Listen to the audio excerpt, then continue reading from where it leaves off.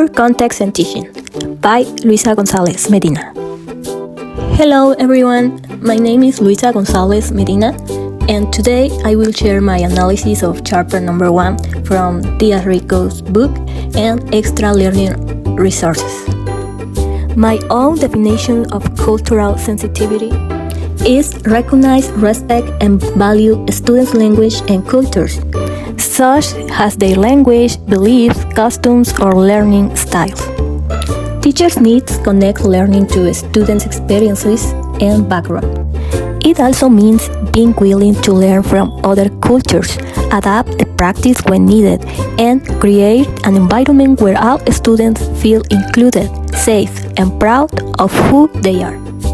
Finally, teachers need to understand that every student comes into the classroom with a unique identity and background that should be seen as a resource, not a challenge. How will I plan and implement effective instruction in a culturally responsive classroom?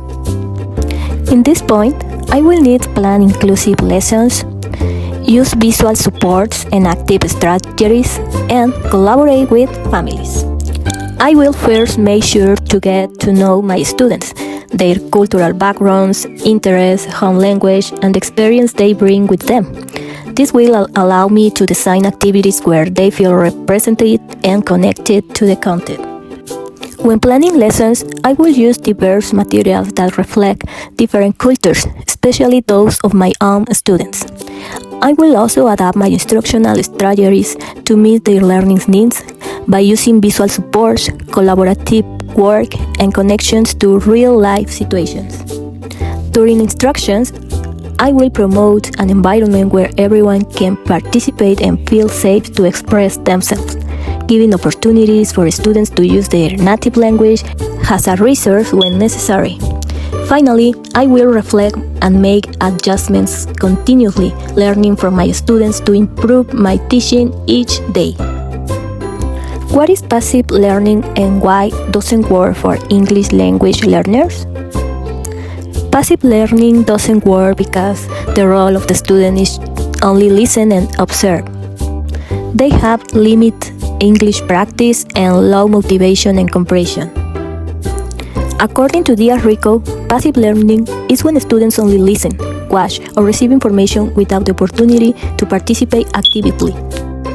In this type of learning, the teacher talks most of the time and students only repeat, copy, or complete tasks mechanically, without using the language in significant ways. Passive learning also ignores their culture, background, and home language, which can make them feel disconnected and less motivated. Finally, ELLs learn best when they participate, talk, ask questions, collaborate, and use English in authentic situations. That is why it is important to use active learning strategies that help them build meaning, practice language, and feel part of the learning process. Now, I'm going to talking about 2 strategies that may be more effective for ELLs students. The first one is visual scaffolding. This provides temporary support so students can understand the content and complete tasks. Supports include visuals, graphic organizers, modeling examples, and key vocabulary before the lesson. Supports are gradually removed as students become more independent. Scaffolding helps students learn language and content at the same time. The second one is cooperative learning. This strategy allows students to interact with peers using English in real-life communication. ELS can support one another, express ideas with more confidence, and learn vocabulary and pronunciation from classmates. Finally, in this point, more strategies could be activating prior knowledge, strategic use of native language, authentic communicative activities, and continuous feedback.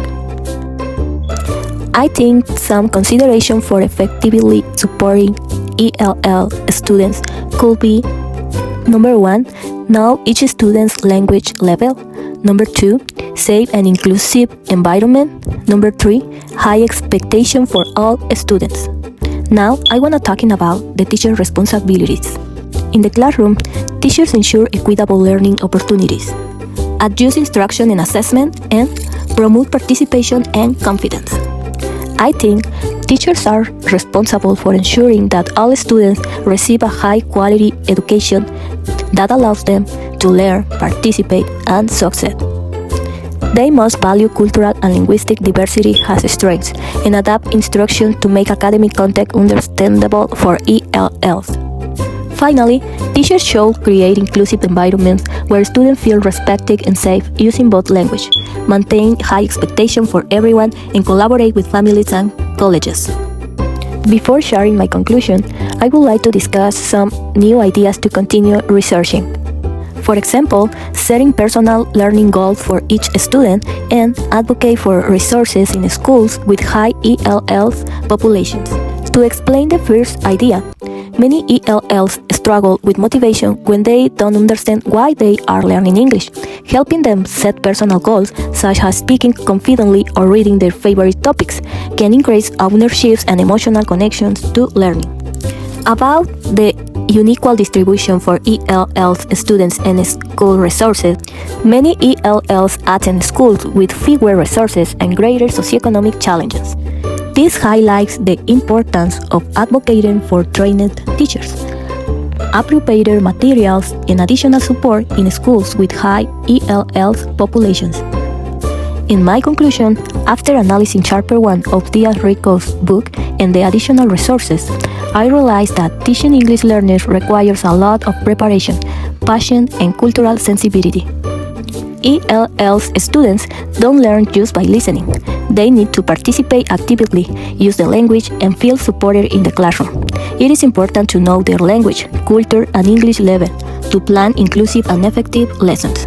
As a teacher, my responsibility is to create a safe, equitable, and motivated environment where all students can express their ideas, learn academic content, and develop their English at the same time.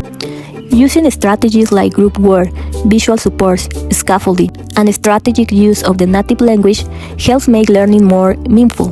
It is also essential to set personal goals, give continuous feedback, and advocate for adequate resources for the students.